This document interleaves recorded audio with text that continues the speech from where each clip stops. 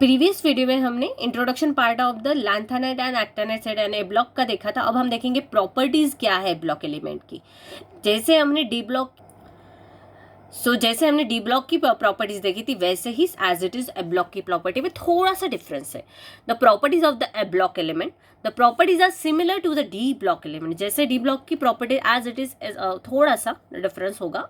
Electron are added to F sub shell of the n-2 level, मतलब कितने electron added होंगे उनमें F sub shell में n-2 के हिसाब से, क्योंकि एल की वैल्यू कितनी होती है, एफ की ज़्यादातर 2 होती है और एस की वैल्यू क्या होती है, एल की 0, पी की 1, डी की एस की होती है 0, पी की होती है 1, डी की होती है 2 और एन की होती है 3। तो n-1 2 मतलब माइनस होगा ना, यहाँ पे लेवल के हिसाब से वो जाएगा। Then place between n-1 d are the ns block element.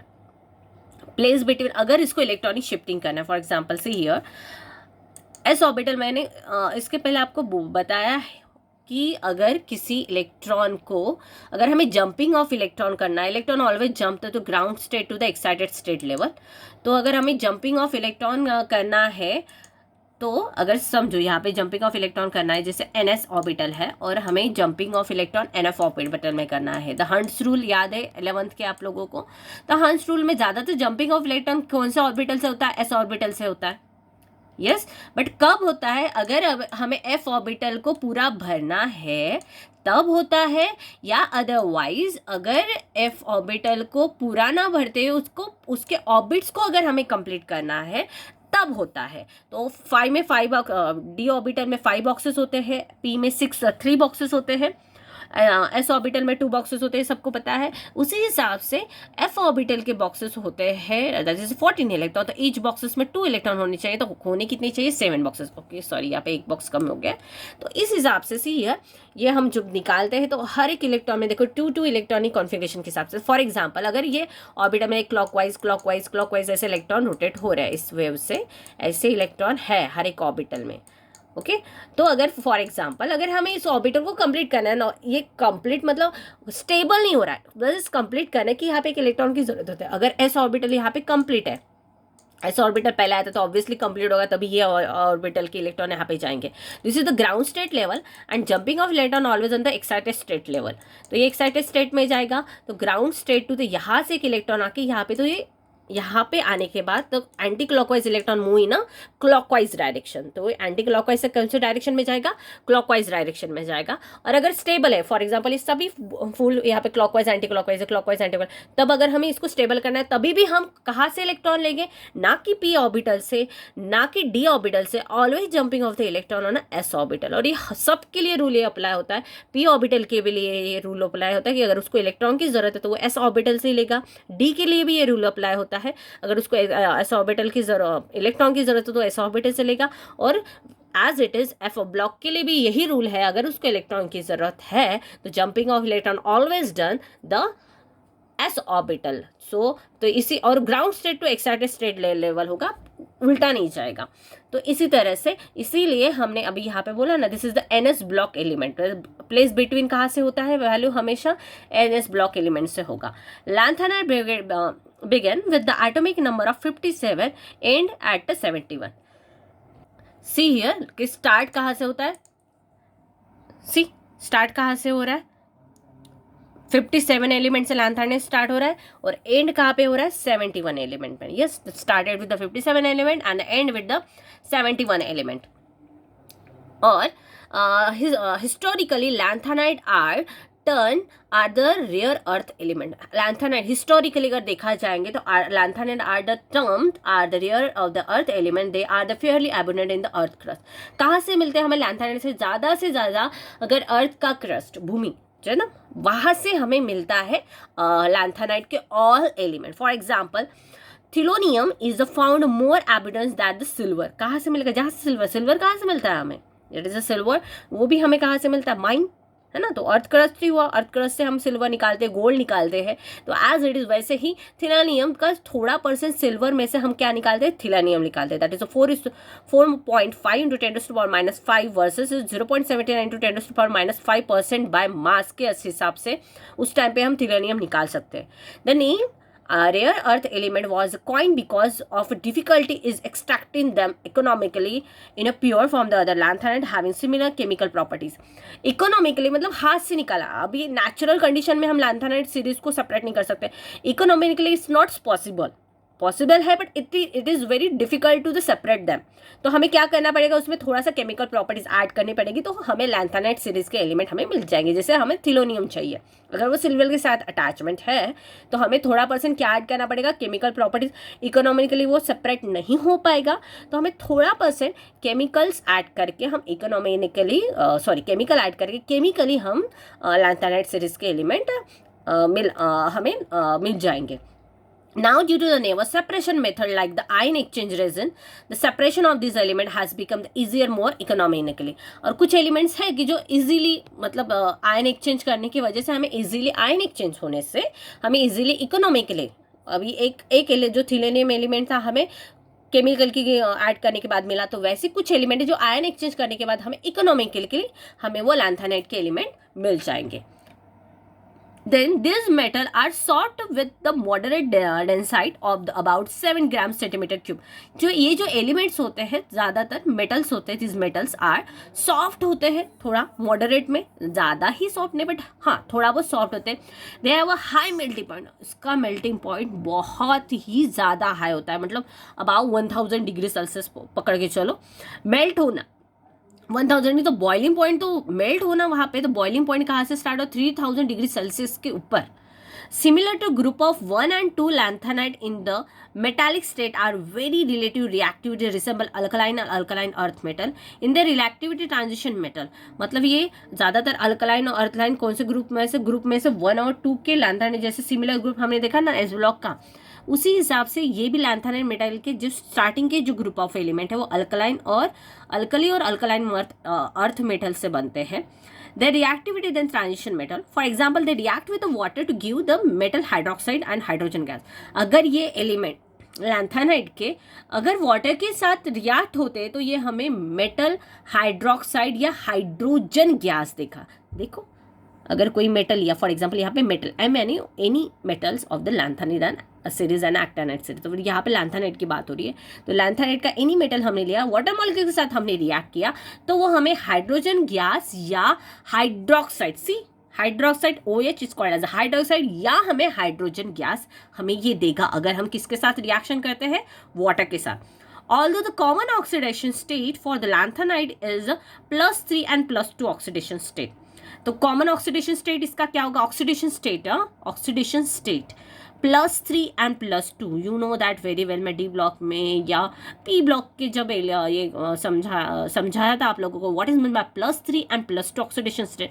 +3 मतलब प्लस, मैंने एक फनी मोड में आपको बताया था कि प्लस एंड माइनस में अगर आपको डिफरेंस हो रहा है आइडेंटिफाई करना, what is mean by plus and minus कैसे आइडेंटिफाई, कभी कंफ्यूजन होता है ना. तो एक मन है ना, वो बोलते हैं ना देने से पॉजिटिविटी आती है. तो अगर मतलब देना मतलब क्या, मतलब ये इलेक्ट्रॉन शेयर करेगा.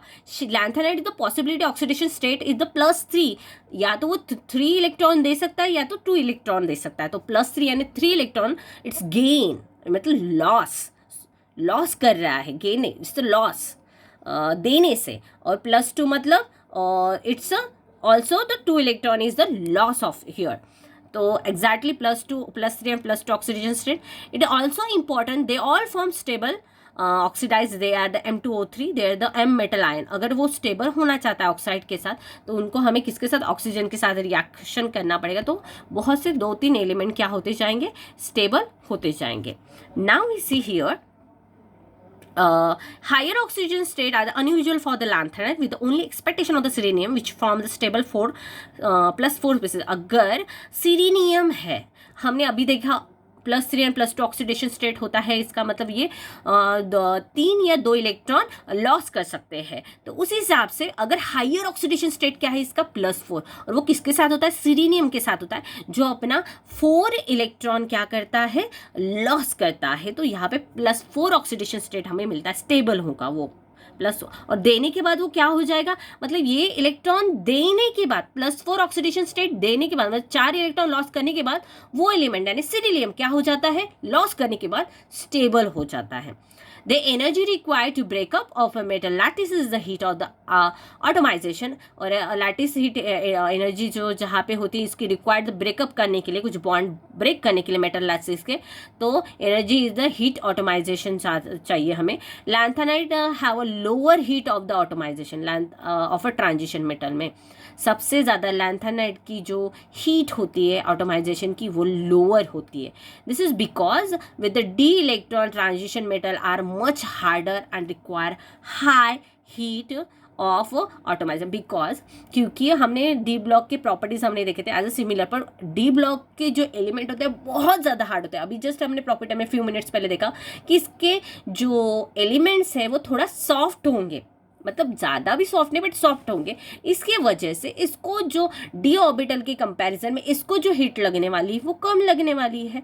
तो डी ऑर्बिटल में जो हार्डर होने की वजह से उसको लगने वाला हीट ज़्यादा रहेगा. तो एज इज लैंथेनाइट की हीट क्या रहेगी as a compare to the atomization, higher heat लगेगा कि नहीं, it's required to the lower heat. Europium and the ytterbium have the lowest enthalpy of the vaporization and largest atomic radius of the lanthanide resemble beryllium. इसमें europium और ytterbium have the lowest enthalpy, उसकी enthalpy जो रहेगी बहुत ही lowest रहेंगी. Vaporization enthalpy of the vaporization बहुत ही लोवेस्ट रहेगी. और एटॉमिक रेडियस एंथैल्पी लोवेस्ट है तो ऑब्वियसली उसका रेडियस क्या होगा, ज़्यादा होगा. एटॉमिक एंथैल्पी रेडियस क्यों है, क्यों रेडियस है, क्योंकि उसका इक्विपमेंट वो एक दूसरे के पास नहीं है ना, तो उसका जो स्ट्रक्चर ऑफ द बॉन्डिंग होगा बहुत दूर दूर होते जाएगा ना. ये मैंने इस तरह से पहले भी बताया था. अगर ये क्लोजेस्ट नहीं है एटॉमिक तो मतलब ये क्या हो रहा है, ये बहुत दूर है एलिमेंट. यहाँ पे समझे कुछ ए ब्लॉक दूर है ना, तो ऑब्वियसली दूर होने की वजह attraction forces, enthalpy forces vaporization के बहुत कम होंगे.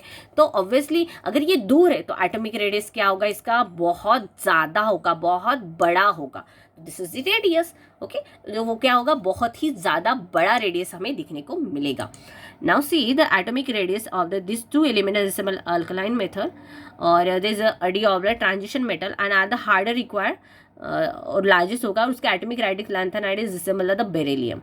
ओके, लार्जेस्ट होने के साथ वो रिसेंबल किसके साथ होगा, बेरियम के साथ रिसेंबल होगा. This two element resemble alkaline earth element. और ये दो एलिमेंट ऐसे है कि यूरोपियन एंड येटरबियम बेरिलियम के साथ रिसेंबल होने के बाद this two elements are resemble in alkaline earth metal. ये ओनली दो एलिमेंट ऐसे है कि ये अल्कलाइन अर्थ एलिमेंट है. They dissolve in a liquid ammonia to give a blue conducting solution. अगर ये दो एलिमेंट अगर हमें किसी कंपाउंड हमें मिला, अगर आइडेंटिफाई करना है कि ये एरिया ये यूरोपियम एंड एट्रोबियम है क्या, तो हमें क्या करना पड़ेगा, लिक्विड अमोनिया सोल्यूशन को ये कंडक्ट करना पड़ेगा. और अगर उसमें ब्लू कंडक्टिंग सोल्यूशन अगर हमें मिल गया तो हम बोल सकते हैं कि यूरोपियन एंड एट्रोबियम यहाँ पे प्रेजेंट है इस सोल्यूशन में. तो अमोनिया के साथ रिएक्ट होकर ये कौन सा कलर देता है, it give it to the blue colour. Their ionic radius decreases from the 170 pm of the lanthanide and 100 pm in the leuconium. Lanthanide में इसके आयनिक रेडियस कितनी होती है, आयनिक रेडियस मतलब आयन जितना जितना जाएगा उस हिसाब से डिक्रीजेस होती जाएगी, कम होती जाएगी. तो पहले 170 pm to the lanthanide series में आते वक्त उसका 100 पिकोमीटर तक लूसियस तक वो होते जाएगा. दिस इज बिकॉज क्योंकि 5 orbital do not shield to the outer 5s and 5p electron effectively. क्योंकि ये क्यों होता है, डिक्रीज क्यों होती जाती है इसकी रेडियस, क्योंकि वो एस ऑर्बिटल के साथ इन्वॉल्व नहीं होना चाहता, वो इन्वॉल्व नहीं होता. मैंने अभी जस्ट आपको फ्यू मिनट्स पहले बोला था ना, ground state to excited state में वो जंप करता है. ये बताया था ना, ग्राउंड स्टेट एस ऑर्बिटल से वो एक्साइटेड स्टेट में जाएगा, बट ये इन्वॉल्व नहीं होता है एस ऑर्बिटल के साथ. इसी वजह से क्या होगा कि इसकी एनर्जी जो एटॉमिक रेडियस जो है वो डिक्रीज होते जाएगी. Okay, nuclear charge are decreases in the ionic sizes. Or atomic radius is decreases, so nuclear charge also ionic size also the decreases. Such a large ion higher coordinations number that varies are the 6 most common to the 9 to the 10 and to 12 some cases. For example, hydrogen lanthanide and the lanthanide. Common example है इसके. All the lanthanide from the hydroxide of the general formula is lanthanide का general formula hydroxide का. हमने बोला ना अगर water mall के साथ रिएक्ट होगा जनरली तो हाइड्रोजन क्या सोल्यूशन हमें हाइड्रोक्साइड आयन देगा. तो general formula is the lanthanide का Ln lanthanide and OH3 hydroxide ion. Ln is represent any element of lanthanide. Ln is represented lanthanide series के कोई भी एलिमेंट, और हाइड्रोक्साइड तो हाइड्रोक्साइड है. These are the ionic basic scenes of the साइंस decreases, ionic size are decreases. तो इसके वजह से ionic and basic these are ionic are basic lanthanide series के एलिमेंट अगर ये फॉर्मूले के साथ, तो वो क्या हो जाएगा, आयंस आर बेसिक में, क्योंकि वाटर के साथ हम रिएक्ट कर रहे हैं ना उस टाइम पे, इसलिए वो बेसिक हो जाएगा. Since the ionic size decreases of the, ionic size कब डिक्रीज होगा, अगर लैंथानाइड अपने 3 इलेक्ट्रॉन लॉस कर रहा है या 2 लूसियम 3 इलेक्ट्रॉन लॉस कर रहा है, the basicity of the hydroxide.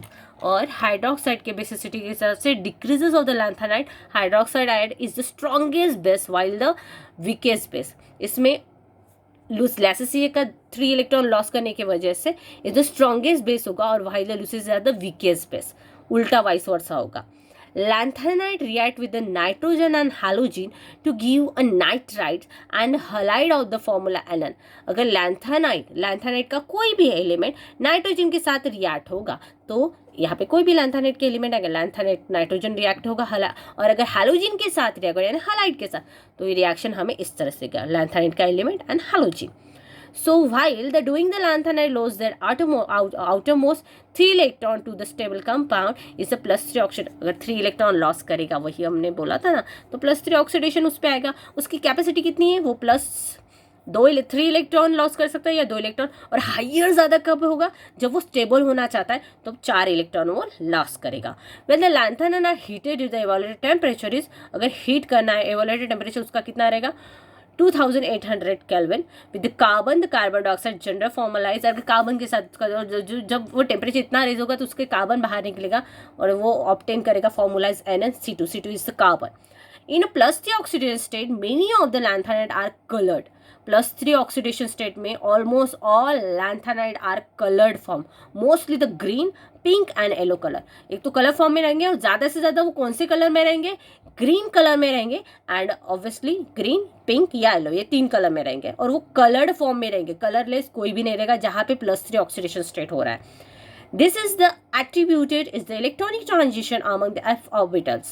Like a transition metal, the electronic spectra of lanthanide however do not get affected with the different ligand. दूसरे ligand से साथ इस transition spectra of line, color of combination दूसरे ligand के साथ effectful नहीं होता है.